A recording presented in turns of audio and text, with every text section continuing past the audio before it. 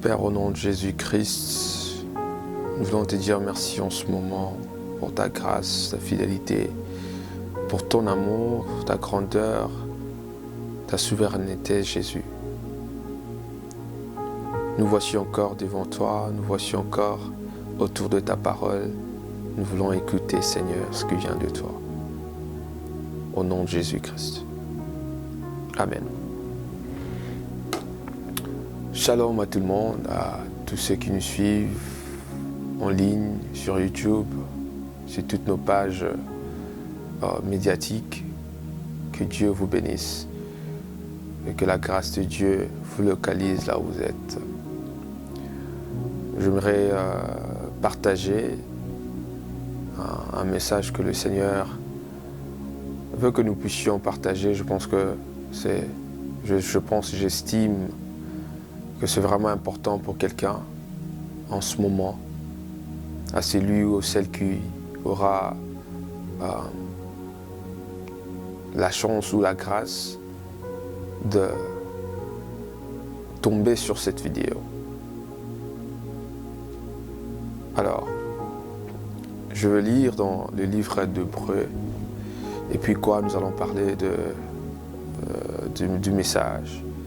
Nous allons lire dans le livre d'Hébreux, chapitre 10, et le premier verset, il y a deux versets. Hébreux chapitre 10, il y a le premier verset, et aussi Colossiens chapitre 2, et le verset 17. Mais pour le temps, nous voulons juste lire Hébreux chapitre 10, le verset 1. Je vais lire rapidement. La Bible dit: en effet, la loi qui possède une ombre de biens à venir et non l'exacte représentation de choses.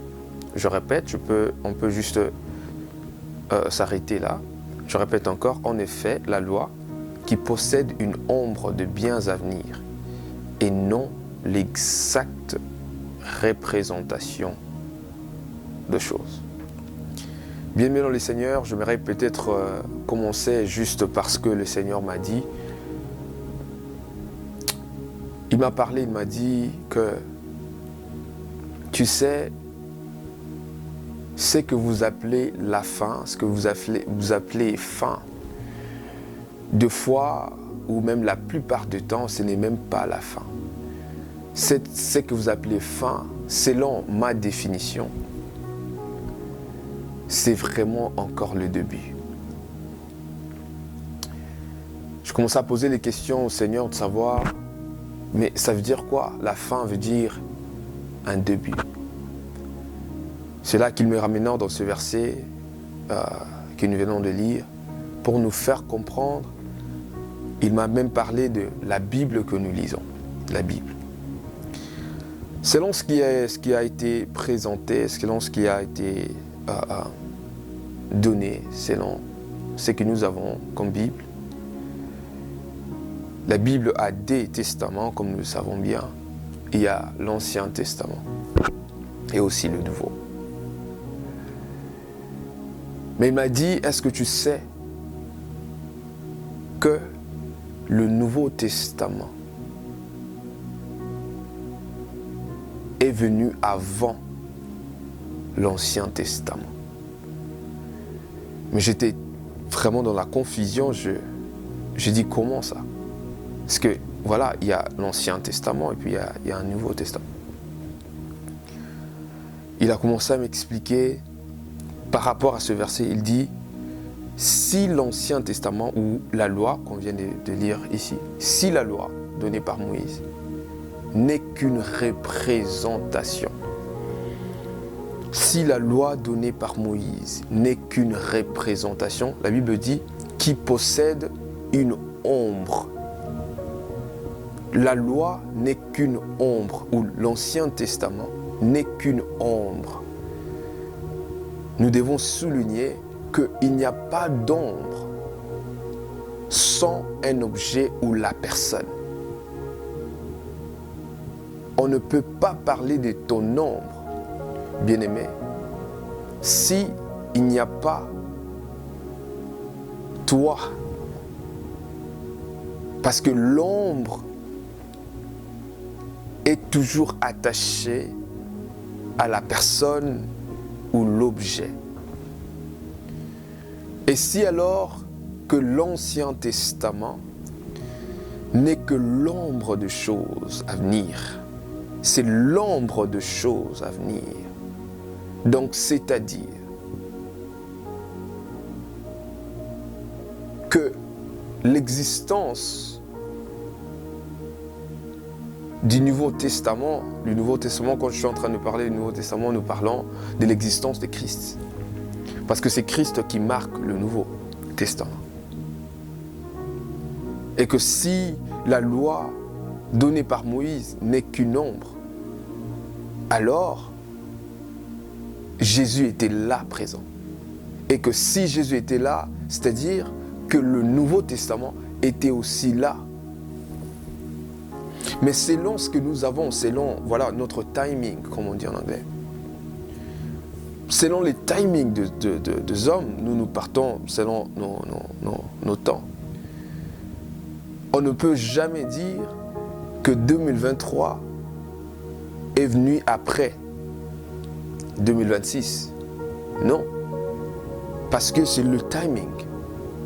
Mais de fois, dans la spiritualité, 2026 peut venir avant 2020. Pourquoi? Parce que de fois, la fin ne représente que le début. Juste le début. Bien-aimé, tu peux te retrouver quelque part, tu te retrouves dans une certaine situation, tu penses que c'est la fin. Je vais t'annoncer que ce n'est pas encore la fin, c'est le début. C'est vraiment le début. C'est encore le début. Vous voyez, dans la Bible, on nous parle de premier miracle de Jésus, selon ce qui a été donné dans la Bible. Le premier miracle de Jésus, comme nous savons bien, c'est le miracle que Jésus a fait de changer l'eau en vin. Il a changé l'eau en vin. Mais quand la mère Marie a demandé à Jésus de faire ce miracle, Jésus a répondu, il a dit quelque chose de très important. Jésus a dit, « Femme, mon heure n'est pas encore là. Mon heure n'est pas encore venue. » Et à la fin, Jésus a toujours fait le même miracle. Il a fait le miracle. Même s'il avait dit que son temps n'était pas encore là, il a fait le miracle. Et le miracle que Jésus a fait était symbolique. Pourquoi Jésus parlait de l'heure? C'est parce que le vin veut symboliser le sang. Ok? Le vin, c'est le sang. Même quand Jésus présente son corps, il dit, prenez le sang. Prenez le vin, c'est mon sang. C'est le sang. De quoi est-ce que Jésus est en train de dire? Il parlait de la mort. Vous voyez? La mort qui représente comme si c'était la dernière des choses. Mais le premier miracle de Jésus parlait de la fin déjà. Vous voyez? Donc la fin existait juste là, au début. Bien-aimé dans le Seigneur, quand Joseph a été envoyé en Égypte, il a été jeté en prison. Selon l'histoire et selon ce que nous comprenons, on peut dire que Joseph, c'était la fin de Joseph. Oui, c'était la fin de Joseph. Pourquoi? Parce que Joseph venait d'une famille, il avait ses frères, et nous savons ce qui s'est passé. Joseph se retrouve maintenant dans la prison. Selon nous, selon les hommes, selon ce que les hommes peuvent interpréter, selon l'interprétation de l'homme, on peut dire que c'était la fin de Joseph. Alors que cette fin était justement un début. Est-ce que je peux te parler? Je t'annonce que ta fin n'est qu'un début. Ha!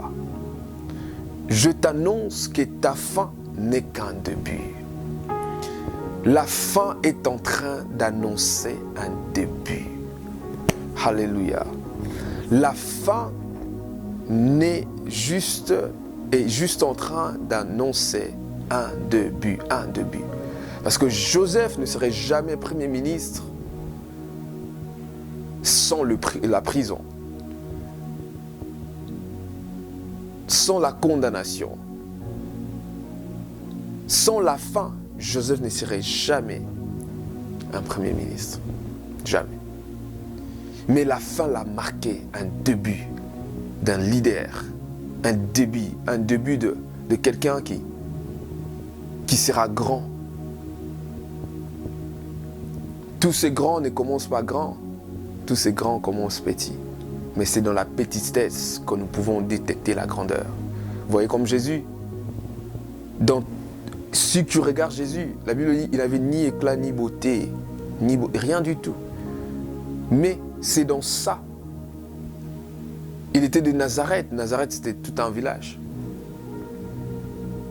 Et Nathanaël, je pense, qui a dit, qu'est-ce qui peut sortir de là, de Nazareth?